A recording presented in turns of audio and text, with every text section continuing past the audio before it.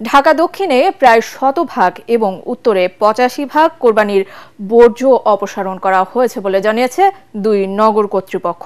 আগামী 3 দিনই পরিচ্ছন্নতা কর্মকাণ্ড একই গতিতে চলবে বলে জানিয়েছে কর্মকর্তারা। এর আগে 12 ঘন্টার মধ্যে কোরবানির পশুর বর্জ্য অপসারণ করার ঘোষণা দিয়েছিলেন স্থানীয় সরকার, পল্লী উন্নয়ন ও সমবায় উপদেষ্টা আসিফ মাহমুদ সজীব ভুঁইয়া। মিজান শাহজাহানের রিপোর্ট।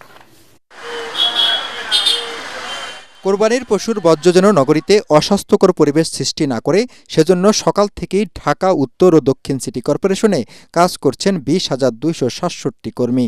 দুপুরে পরিচ্ছন্নতা কার্যক্রমের আনুষ্ঠানিক সূচনা করেন স্থানীয় সরকার উপদেষ্টা আসিফ মাহমুদ সজীব ভুঁইয়া।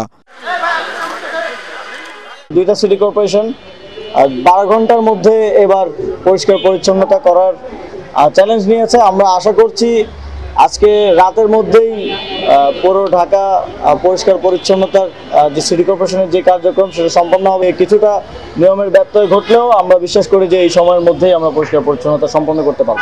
দক্ষিণের পাশাপাশি উত্তর সিটি কর্পোরেশনের সব ওয়ার্ডে তৎপর রয়েছেন কর্মীরা। 85%-এর উপরে আমরা ময়লা কালেক্ট করতে পেরেছি এবং ডাম্পিং করেছি। যেহেতু কোরবানি এখনো হচ্ছে, তো সুতরাং যেখানেই চলছে সেই সব জায়গাতেই আমাদের এই 3 দিন কন্টিনিউয়াসলি আমরা এই ময়লাগুলো পরিষ্কার করব।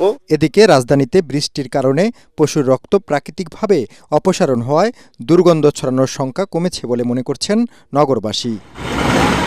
মিজান শাহজাহান, এটিএন বাংলা, ঢাকা।